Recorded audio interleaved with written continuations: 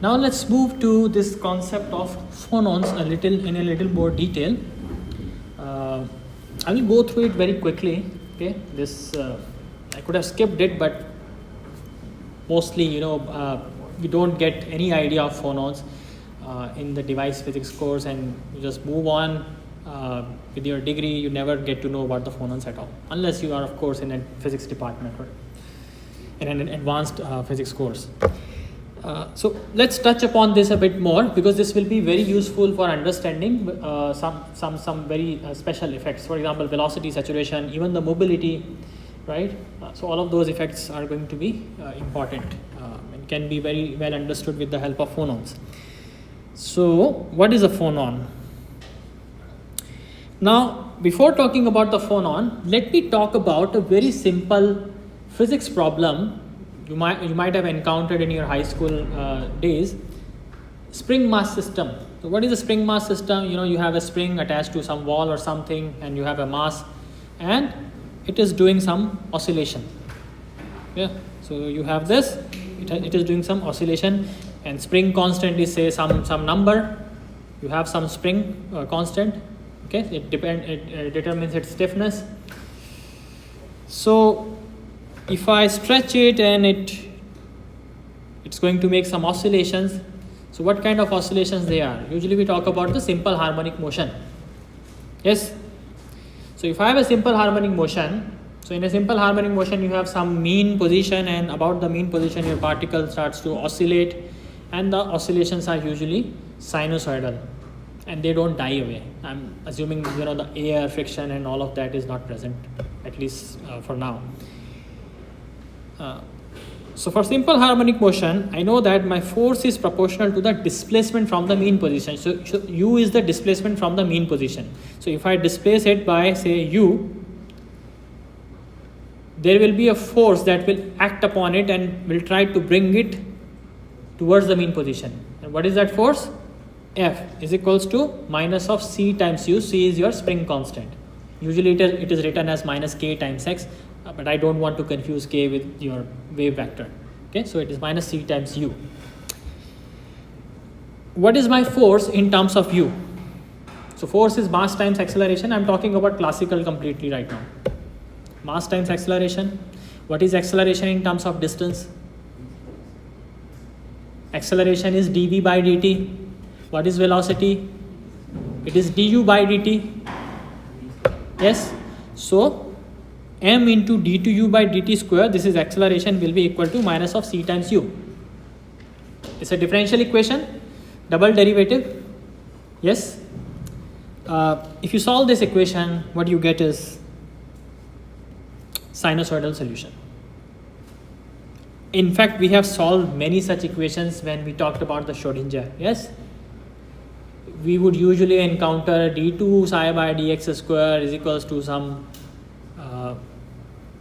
k square some psi, something like that, right? Minus k square psi or plus k square psi. Yes.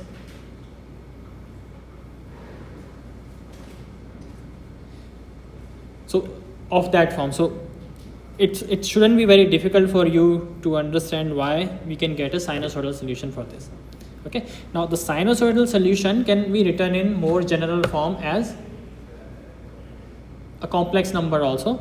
So this is a solution, but this is also a solution. This is usually easier to work with, so I'm going to stick with this thing. So u naught into e to the power iota omega t. Yes, this is basically simple harmonic motion. Still not a wave, okay, but say if it would have been a wave, so there would have been a wave vector also. So it would have been like u naught into e to the power iota into kx minus omega t or something. Yes. X becomes the position. So this is the solution of a simple spring mass system. Now why I'm talking about it, you have atoms in your crystal, and there are bonds between the atoms, and because of the thermal vibrations, these atoms may not be at their mean positions. So there will be a particular configuration in which the energy of the system will be minimum. Okay, But as you say raise your temperature beyond 0 Kelvin, these atoms will start to oscillate. And when they oscillate, so they are basically moving from away from their mean position or the minimum energy position. So whenever they oscillate, there will be a restoring force which will try to bring them back to their mean position. So it's very similar to a spring mass system. There is a restoring force. Okay, now let me present you a picture. Oh, by the way, this omega is the angular frequency and it is under root of spring factor divided by mass factor. So spring factor is C, mass factor is, say, m is the mass. So this is simply this is related to the C. Okay, so I was talking about this. So now I have a lattice in which I have different unit cells, and each unit cell has two types of atoms. Okay, so for example, this is a unit cell and one atom has m1 mass, the other atom has m2 mass. One of them is heavier, another is lighter. And the lattice constant is, say, this A. After every A, this is going to repeat. Okay, now say I give this lattice some vibrations. Yes, what will happen? They will start to oscillate about their mean position. This is their mean position. About this, they will start to make some oscillation. For example, this, say, particular atom, say this has moved us distance from its mean position. This has moved vs. So v is for m2 and u is for m1, the displacement. Okay, so for m1 the displacement is, say, for the sth unit cell. So this is the sth unit cell, this is s minus 1th and this is s plus 1th. Okay, there can be more. In total, say, n unit cells. So us is here, vs is here, but here it is vs minus 1, us minus 1, us plus 1, vs plus 1. Okay, what they have is this. So you can assume that the forces between them are actually some springs.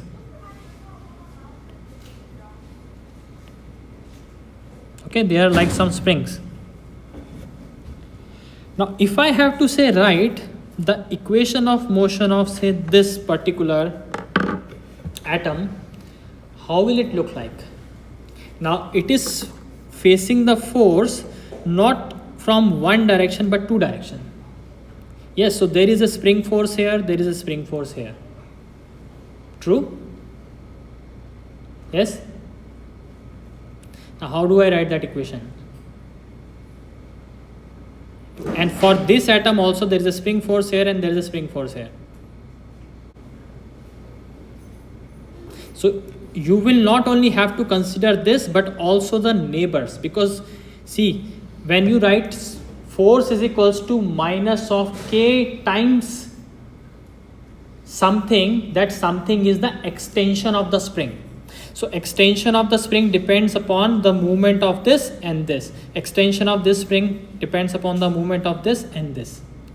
Okay, so you need to calculate the extension of the spring. That will give you the force, the restoring force. So there will be two forces, one from here, one from here. So I'm just going to write down the equation. You can think about it a little bit how I reach there, but it's not that difficult. So for particle of mass m1, the equation will be this. So you can see now that not only us appears here but also the neighbors are appearing.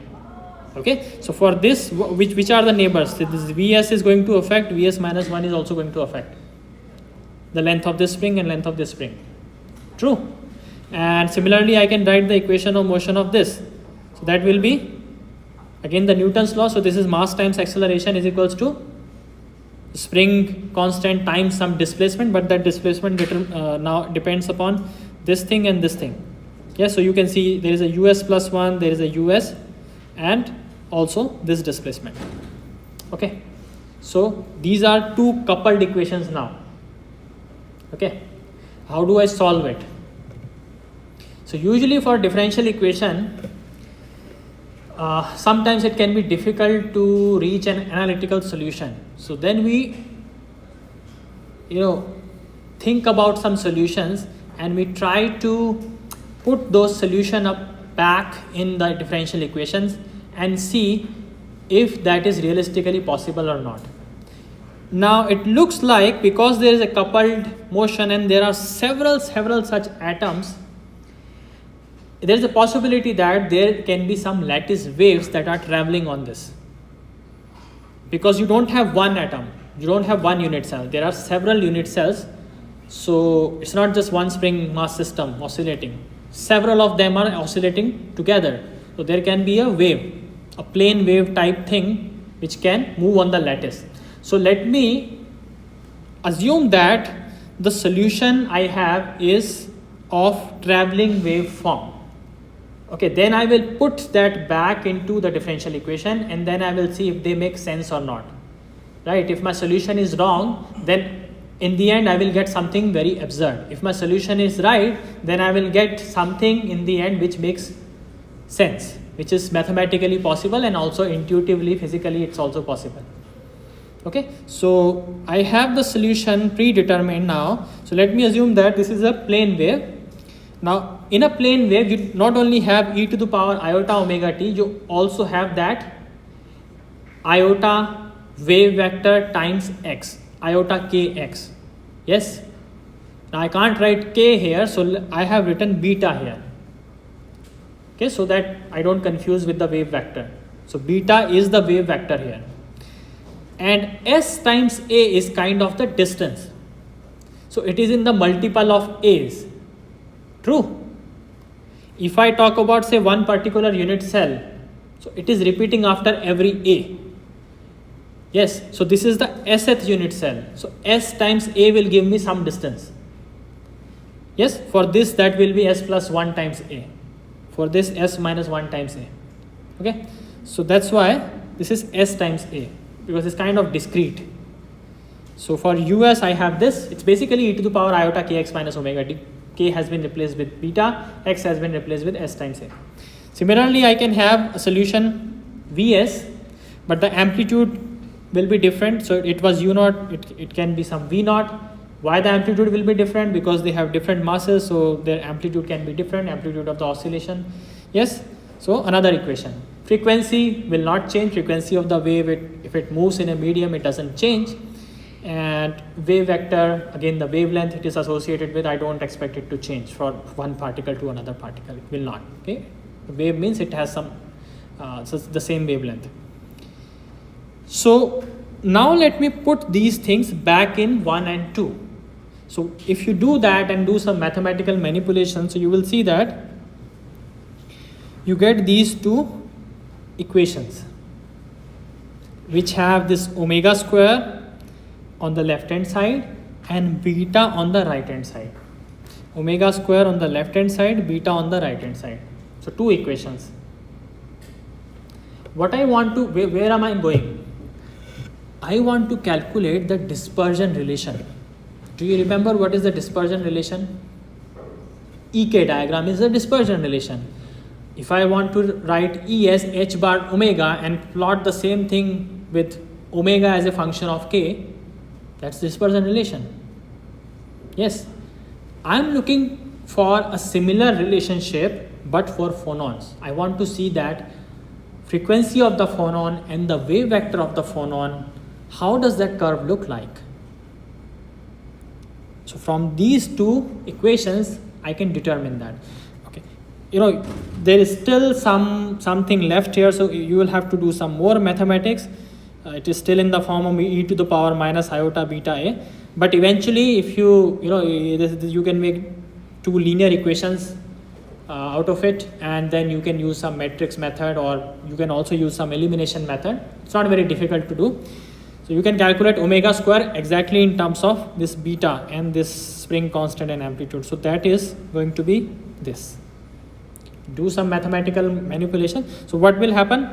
This e to the power iota beta a, e to the power iota beta a, you will see that both of them together will make some cos beta a. So cos beta a is e to the power iota beta a plus e to the power minus iota beta a divided by 2. Okay, so it can appear from there. So this is appearing from these two. And then you have these masses and all of that. But you have two solutions here, plus, minus. Okay, two solutions. So the relationship between omega and this beta, it has two types of solutions. one corresponding to plus, one corresponding to minus. Okay, so you get two dispersion relations, not one. If the masses m1 and m2 would have been the same, then you will only get one. That will be under root of 1 minus cos a something something. Okay, but if the masses are different, it's a diatomic thing, so then you get the 2. Now let's try to plot that. So this thing, omega as a function of beta, it's very similar to my EK diagram. The only difference is that now I'm plotting omega as a function of the lattice wave vector, which is beta. Okay, so you have 0 and then you have this pi by a. A is your unit cell, this is Brillouin zone boundary. So this is your first relationship, which is coming from, I think, the minus sign, and then you have this upper relationship, which is coming from the plus sign. You can check, if you put say 0 here, so corresponding to the negative sign, you will get 0. So this will start from 0. And if you plug 0 for the positive case, you will get something like this. Some constant number, positive constant thing. Okay, and you can also check at pi by a. So you will see that this will be lower, this will be higher. So the value will be 2c by m1, 2c by m2, because m1 is larger than m2. So this is lower, this is higher. If m1 would have been equal to m2, these two would have coincided at one point. This is called Phonon spectra. Phonon spectrum. Okay. Now what's the use of this? Why I'm talking about this? And I have written something like acoustic vibrational branch, optical vibrational branch. So what is acoustic? So acoustic means sound. Yes.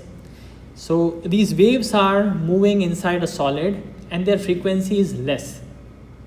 Typically when you have less frequency, so that is in the range of the frequency of the sound. Okay, so frequency of sound is not very large. Okay, but if you compare say sound frequency with frequency of electromagnetic waves, optical frequency, so optical frequency is very high. So that's why the upper branch is called optical, lower branch is called acoustic.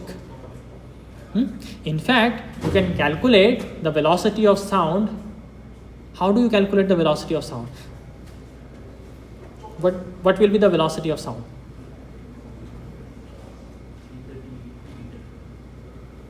No, that's the number. But if I have been given say this or this, and I know that this is what will belong to the sound waves, right? The frequency of the sound waves will be somewhere in this range. How do I calculate the velocity? How do you calculate the velocity of a wave packet? 1 by h bar dE by dk or d omega by dk. That's the group velocity. Same thing. You calculate the slope here, that will give you the velocity of sound. If I take the slope here, d omega by dk, that gives me the velocity of sound. Okay. Okay. So that's why the name acoustic here. Now, for each beta, I have one omega. Yes, for a particular branch. So one particular omega and one beta, they are called mode. One particular mode. You probably remember, say you have a string and there are some traveling waves in the string, then there are modes of vibrations. True? There are several ways in which this string can oscillate. So they are called modes of vibration. Similarly, you can have modes of vibration in the solid, in the lattice. So corresponding to every beta, you will have one particular frequency and that determines one mode. For several betas, you have several different modes. Okay. Now, here comes the quantum mechanics and here comes the phonon. From the quantum physics, the energy of each mode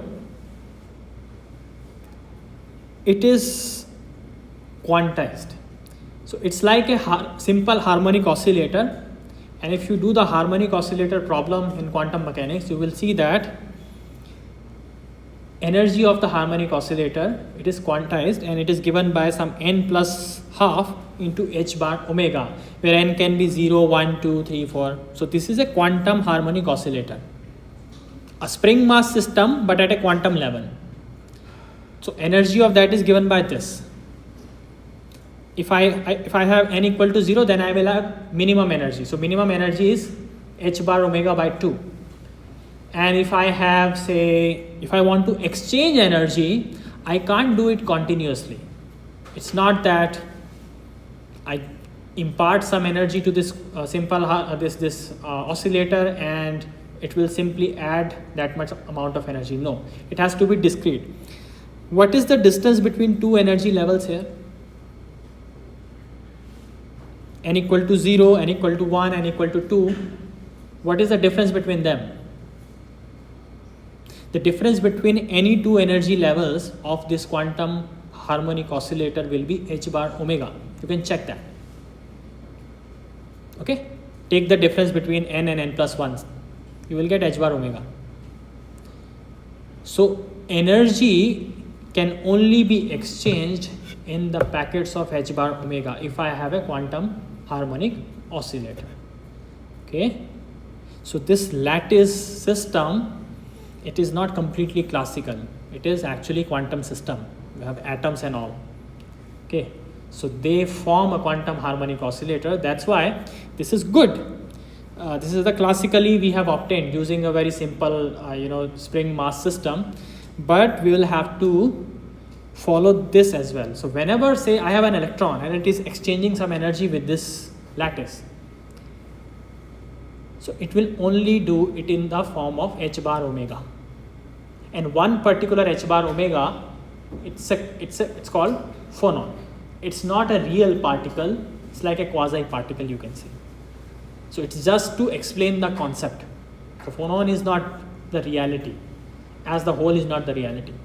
Okay, but they make our analysis easier. That's why we use those concepts. So I can replace this whole vibrations of lattice with phonons. Now,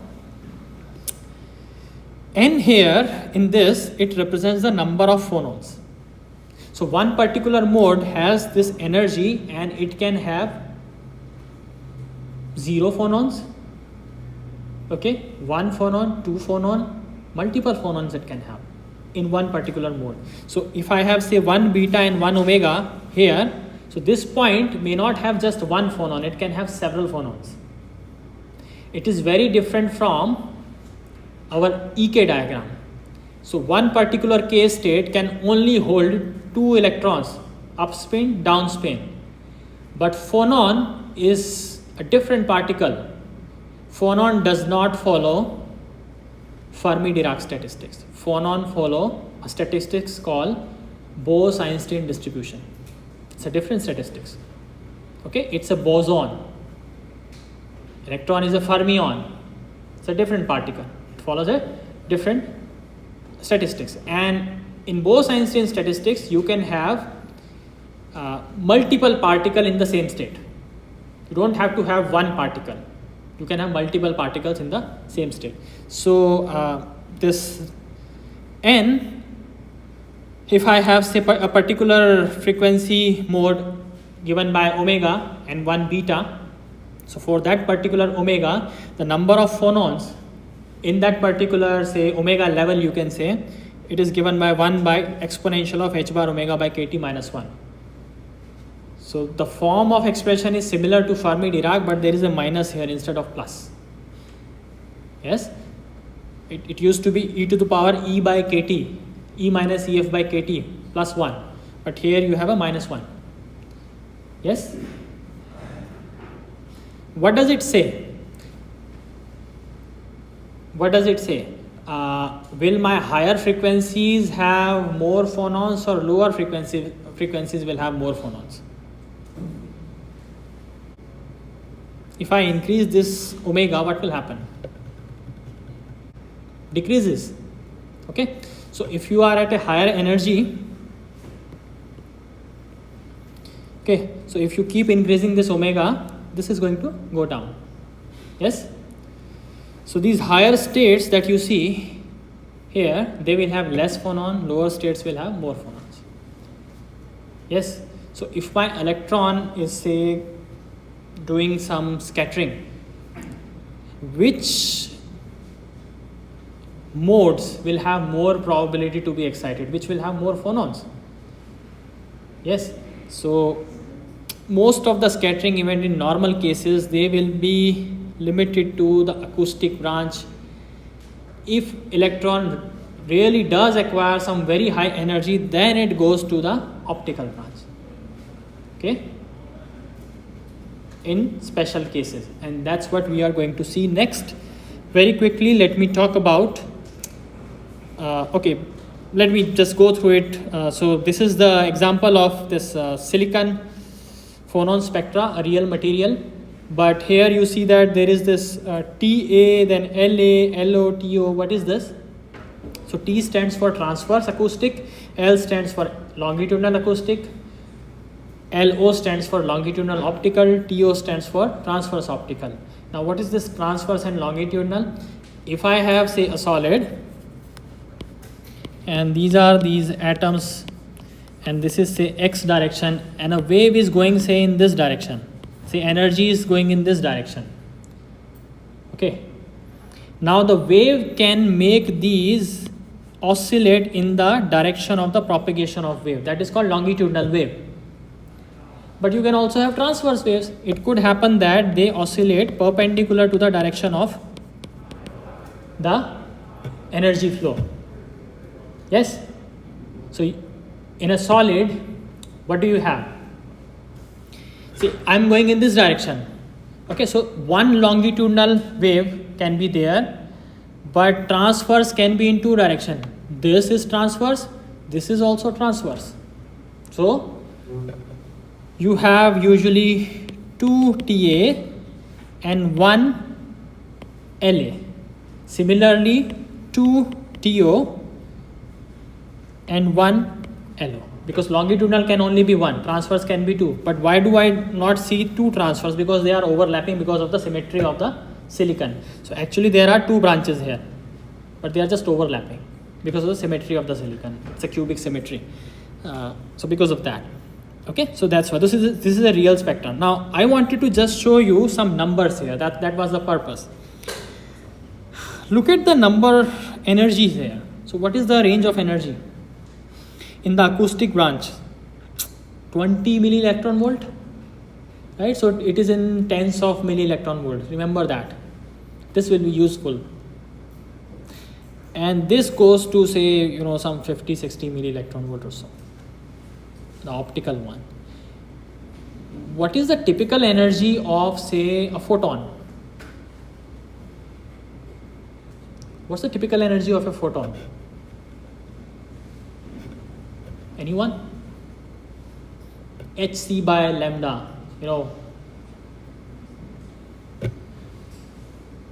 lambda you can take, say, 500 nanometer or something. Okay, C 3 into 10 to the power 8. H 6.36 10 to the power minus 34 Planck's constant. So that will come out to be around 1 electron volt, 2 electron volt or something like that in electron volts. If I, say, send a phonon to my semiconductor, the energy of the phonon, it is actually sufficient to excite the electron from the valence band to the conduction band. What is the gap for the silicon? 1.12. So roughly we can assume that 1 electron volt. What is the energy here? Milli electron volt. Okay, so whenever you have to make a large energy transition, that is not possible with the help of the phonon. Okay, whenever you have to make a large energy transition, for that you need a photon, and that will again be useful when we study this direct band gap and indirect band gap. But if you will look at this wave number, if you calculate, so pi by a, remember what was that? Pi by a was the boundary, so it will be of the order of pi by a, the wave vector. Yes, A is very small, wave vector is large, beta is actually large. Compare it to the beta of, say, photon. What will be the beta of the photon? 2 pi by lambda.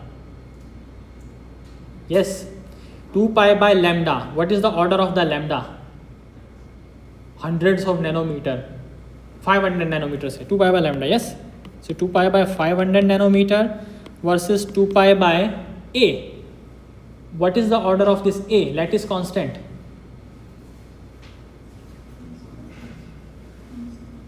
Lattice constant. Angstroms. Very small. Say 1 nanometer. Which one is higher? This is much larger than this. So photon do not carry a lot of momentum. Okay, so whenever you have to make a large change in momentum, you can't do that with the help of photon. You need a phonon. So phonon are going to basically change the momentum. They will not change the energy much. Photon will change the energy but won't change the momentum much. And this will be useful in the concept of direct and indirect band gap semiconductor. We'll come back to this. Okay, just wanted to throw some numbers to you.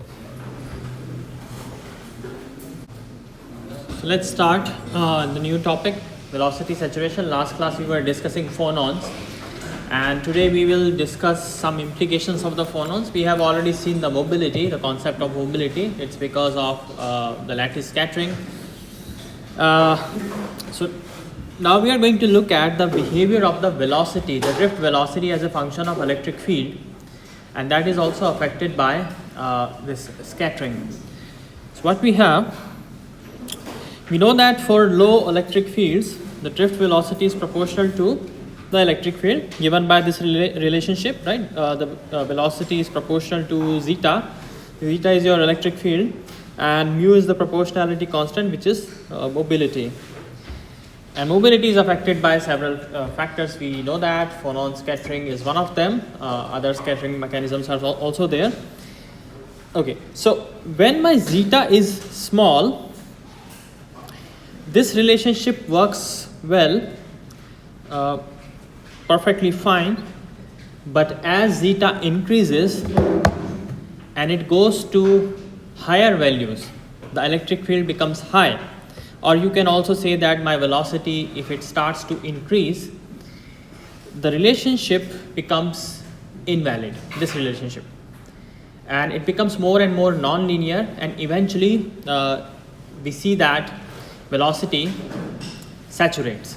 So first it increases linearly, then it becomes more and more non-linear, or you can say sublinear, and then it will saturate. So that's called velocity saturation. And this happens when your electric field is higher than, say, 10 to the power 3 volt per centimeter, or 10 to the power 5 volt per meter. So roughly of that order. So this is the behavior I'm talking about. Vd as a function of zeta will look like this. Now why does this happen? It has again everything to do with the lattice scattering. So what happens? We know that you have phonons in your system. At any finite temperature, you will have phonons. And we know that there are two types of phonon, right? We saw acoustic phonons, we saw optical phonons, different branches in the phonon dispersion relation we saw. Acoustic phonons are low energy phonons, and optical phonons, for optical phonons you need high energy. Further, we know that the population of phonons, it depends upon the frequency. So as you increase the frequency, the population of phonons decreases. We know that. Yes? So this, you remember this? So this branch is your acoustic. Let's focus on, say, just the longitudinal or transverse. Say this. So this is your acoustic branch, low frequency region, low energy region, and correspondingly you have in silicon this optical branch, this branch or this branch. So they are high energy, yes, and high frequency. And the population of phonons, it does depend on the frequency because you have this Bose-Einstein relationship. Yes, the population of phonons follow that. So as you keep increasing the omega, we know that the number of phonons are going to decrease, and which makes sense because as you increase, as you go higher in energy, what happens usually? You have less and less population. For example, even for the case of electrons, if you go to higher energy levels, you see less and less electrons. Lower energy levels have more electrons, right? So similarly, you have for phonons. Now, when you have low velocities or low electric field, you will have low velocities, low drift velocity. Okay. Now, what will these electrons interact with? These electrons don't have that much high energy, so they will mostly interact with these phonons. Okay, so acoustic phonon, because they are less in energy.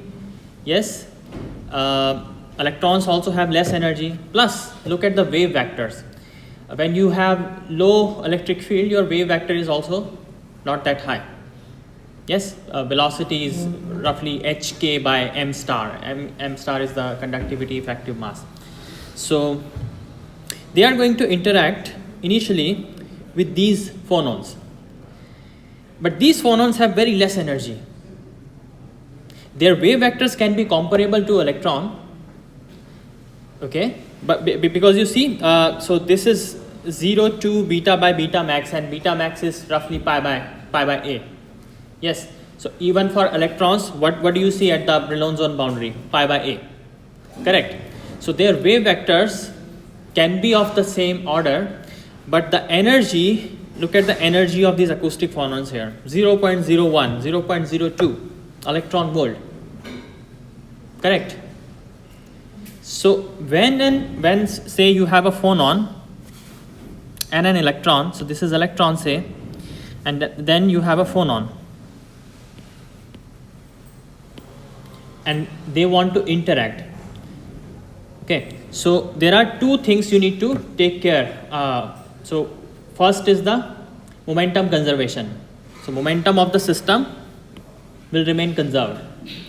Okay, so say if this is the initial momentum of say electron vector k, and then you have some scattering of the electron with the phonon. So this is say electron was moving, and then you have a phonon which came like this. So it can get scattered. So this will become k dash, and vector k dash.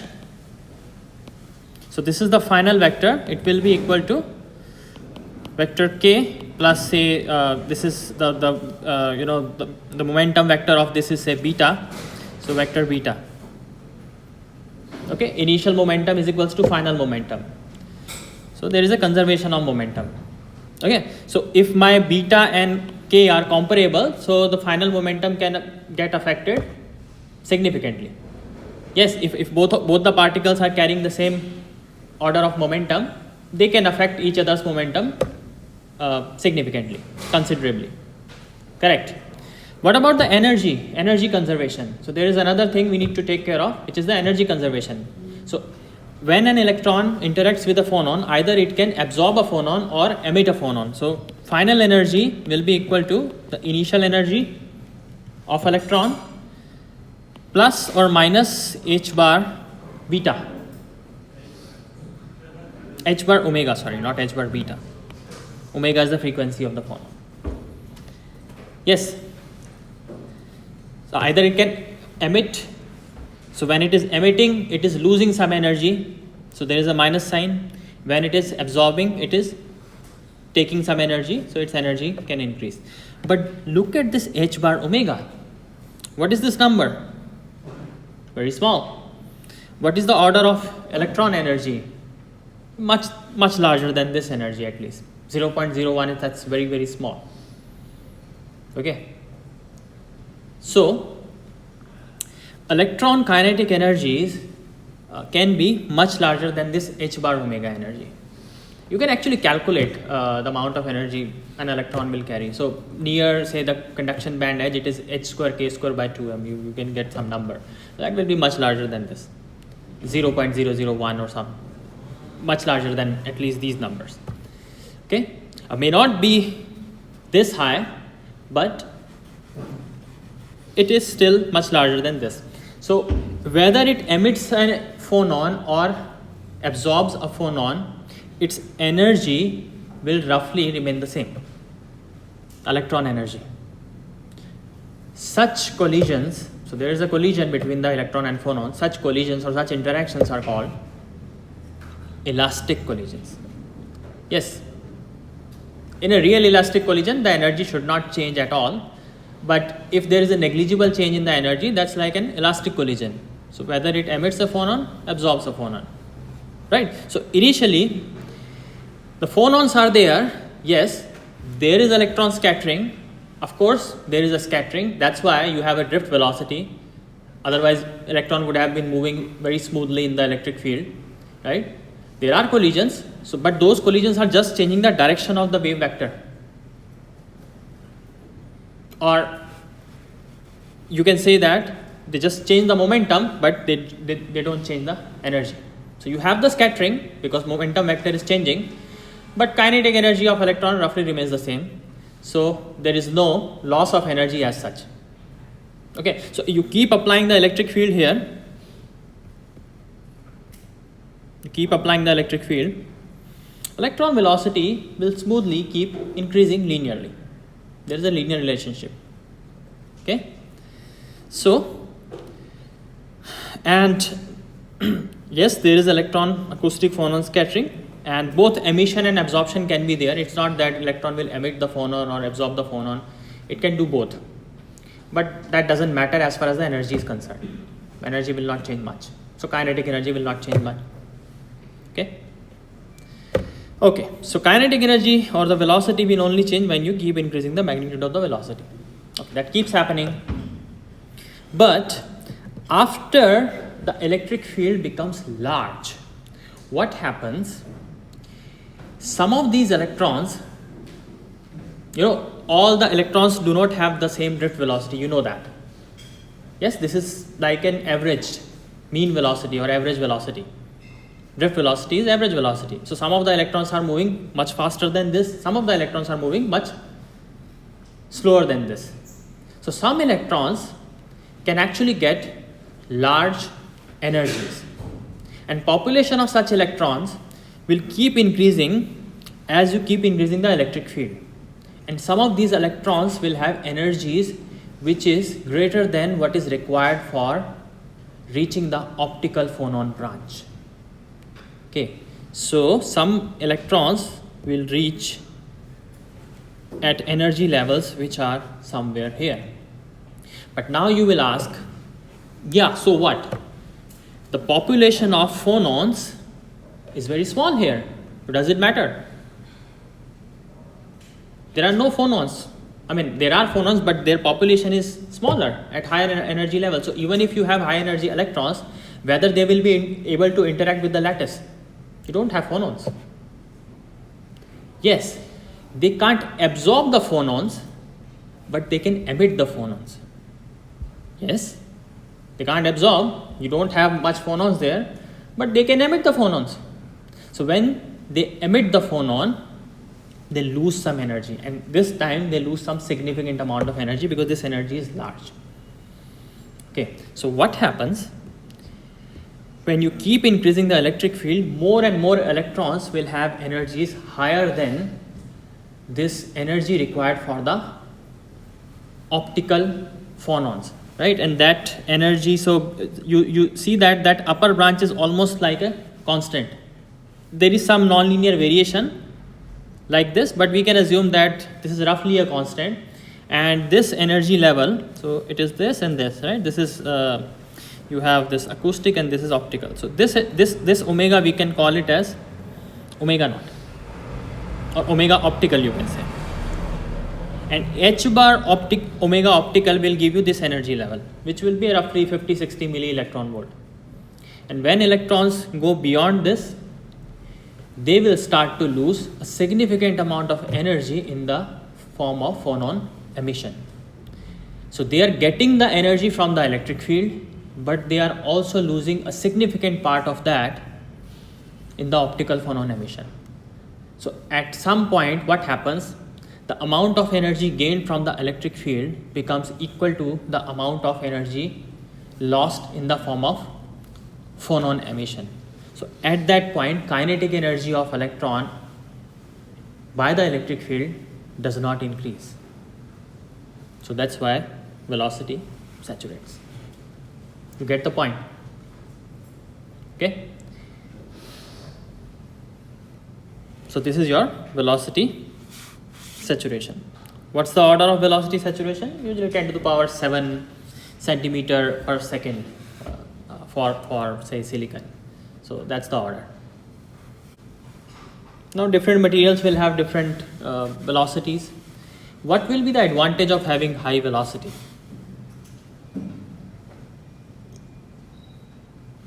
What will be the advantage of having high velocity? You can get higher currents. Yes, and your electrons can respond faster to the electric field. So when you have say high speed devices, RF, those type of devices, you need this property. You need high velocity. That's why some special materials are popular for say RF, say gallium arsenide, okay, or indium gallium arsenide. Now these materials are special materials. They have high electron velocity, very high electron velocity compared to the velocity of electron in say silicon. So that's why they are used for RF devices. Okay, next topic, diffusion current. So we know the drift current is because of the movement of electrons in the electric field. Diffusion is because of the diffusion phenomena. Now what is diffusion?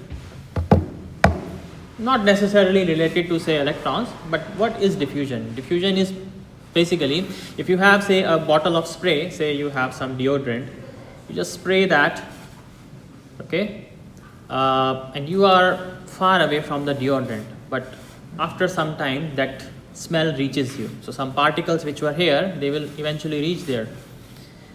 Okay, so why does this happen? Because of the diffusion of gases, right? So when you spray, you have you create a higher concentration of atoms locally, right?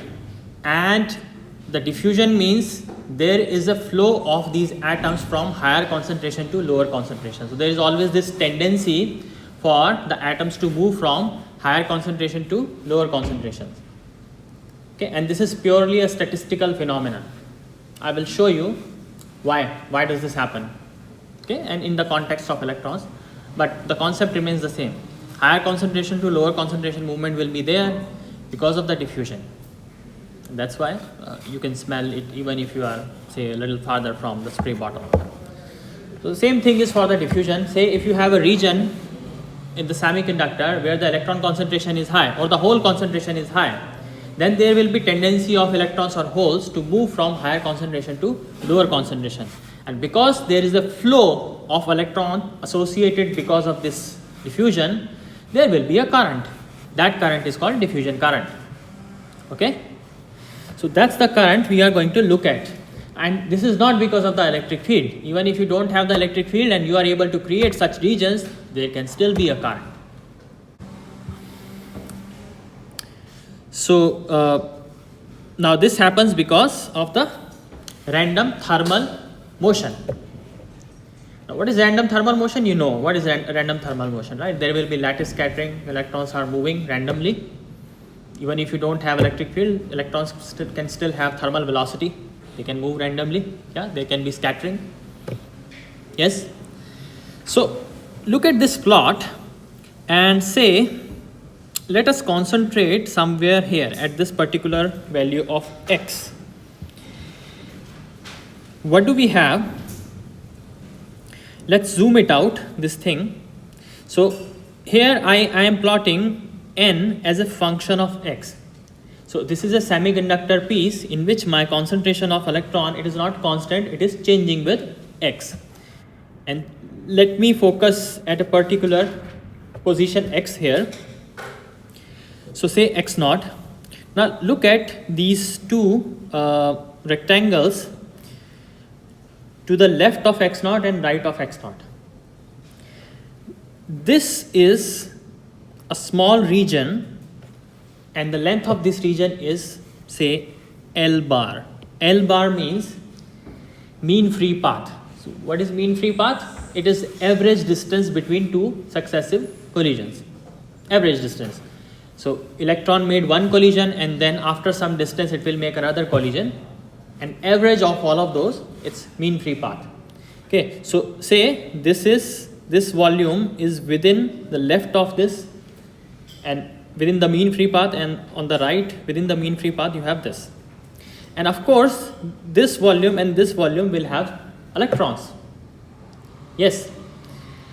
And the concentration of electrons, say here is N1, and say here it is N2. Because this is a very small region, we can assume that the concentration will be roughly constant within this mean free path volume. Okay, and here, but N1 will be larger than N2 because my N is decreasing like this.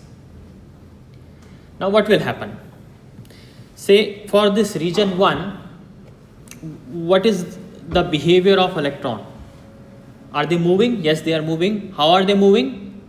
They are moving with some random thermal velocities. So if I have, say, 100 electrons here, and they are randomly moving, and this is 1D, because of the random movement, there is a 50% chance that they will go to the right and 50% chance that they will go to the left. Yes? It's completely random. So 50% probability they will go to the right, 50% probability they will go to the left. Now those 50% electrons that are going to go to the right, they will all cross this particular cross section at x naught. Do you agree? The electrons that are going towards the right, 50% electrons which are going towards the right, they will definitely cross this position x naught, this cross section x naught. Because why will they cross? Why will they be able to cross this? Because they are within the mean free path. So on average within the mean free path, you don't have a collision. Yes, minimum distance that you require for a collision is the mean free path. And if you have a volume which is smaller than the mean free path, so there won't be a collision. So they will be able to reach this cross section or cross this cross section without a collision. Correct? Yes, all 50% of them on average. Similarly, you have electrons on the right in the region number 2. 50% of them are going to the right, 50% of them are going to the left. But those 50% that are going to the left, they will all be able to cross this cross section at x equal to x naught because they are within the mean free path. And the rest 50% we don't care. We only care about the electrons that are crossing a particular cross section. Correct? But can you tell me, will there be a current here? When there is a current, there is a net flow of charge in one particular direction. So with this picture that you have seen now, will there be a current or no current? Is there a net movement of charge through this? Yes, there is. Because these 50% that are crossing from here to here, their number will be larger because it has a higher concentration of electrons and it has a lower concentration of electrons. So electrons will definitely have a net movement from 1 to 2. Yes, there will be a current, and that current is diffusion current. Now let me calculate that. We can actually calculate. So let's calculate that 50%. Okay, so what do we have? We have this much electrons that are going to cross the cross section. So what is this? So density number density N1, I'm doing it for the region 1, times the mean free path, which is this, times the area of cross section. So that will be the total volume, right? So N is per unit volume. If you multiply it with the mean free path and the area of cross section, so that gives you the total number of electrons which are there in the region number 1, and half of them are going to go to the right. So this is that half. Similarly, electrons in the region 2 which are going towards the left, that will be n2 into mean free path into A divided by 2, 50%. And the difference will be the net flow of electrons from right to from left to right. Correct? In the positive direction of x-axis, like this. But this is just the number of electrons that are crossing. But what is the time taken by these electrons to cross this? What is the time taken by these 50% electrons and these 50% electrons to cross this cross section? What's that time? So electron, say I have an electron here, just at the boundary here, and this is going to go to the right. When it is going to reach here, all the electrons that are in front of this, they have already crossed. Yes, I'm talking about the 50% number. So how much time it will take for electron to go from here to here? So this distance is the mean free path distance. Okay. What is the time between two successive collisions? Relaxation time.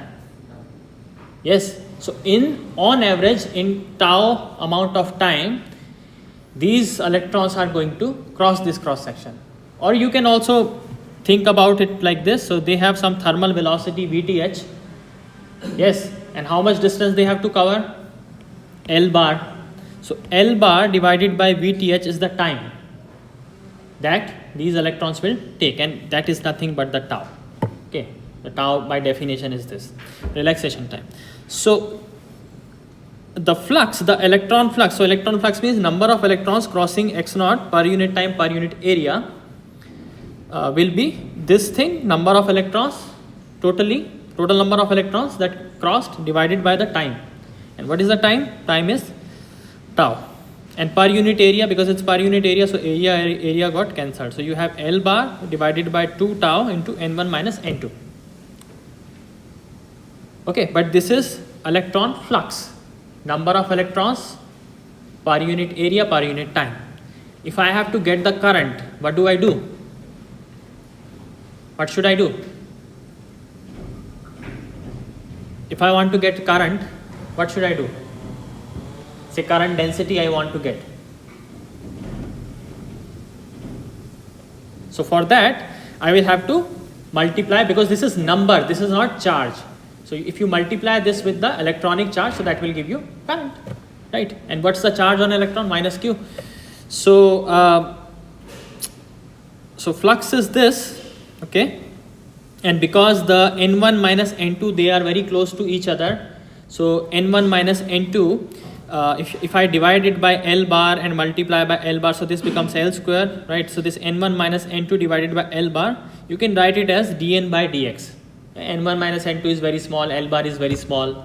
So this difference divided by length becomes roughly equal to dn by dx, gradient. Okay, and this L bar square divided by 2 tau, let me call this another constant dn. dn is called diffusion constant. Okay, and now I will have to simply multiply this flux with the charge and I will get the current. So electron diffusion current is simply minus q into the flux of electrons, and that gives you this thing. Oh, I think there should be a q here, missing. Okay, so this is the electron diffusion current. Now similarly, we can calculate the whole diffusion current also. So electron diffusion current, it depends upon the gradient of n. Larger is the gradient, larger the diffusion current. Makes sense. That's what the diffusion is. Yes. And whole diffusion current will depend upon gradient of whole concentration. So dp by dx instead of dn by dx. And now you can appreciate that this is purely a statistical phenomena. There is no electric field. It's not that sometimes people get confused that, oh, because say you have a higher concentration, So there must be some repulsive force among the electrons, and that's why they are just repelling each other and moving. No. Even if they are, say, not repelling, by the way, the distance between two electrons is it's large enough, so we can assume that these interactions are not that high. So two electrons are not getting very close to each other. You can assume that. So it's not because of the repulsion between the electrons. It's actually a statistical phenomenon. It's because of the random thermal movement of electrons. Similarly, you have diffusion current of the holes, and there is a minus sign there because hole will have plus q charge, right? So minus q charge gave you plus here. So plus will give you minus, and there should be a q here again. Q is missing.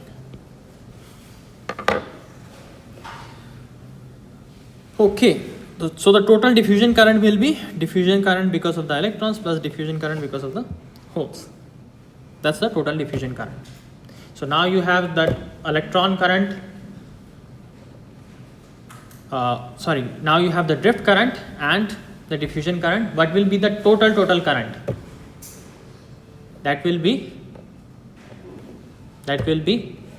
the sum of total diffusion current and the total drift current. You can also calculate total drift current for the electrons and total current for the electrons and total current for the holes. That is also possible. So that will be this. See, the total electron current will be Jn drift plus Jn diffusion, and total hole current will be Jp drift plus Jp diffusion, and the sum of these two will give you the final current. So whenever we have a semiconductor material, we are going to look for this, the final current, which is because of the holes and electrons. Electrons can have drift diffusion, and holes can also have drift diffusion.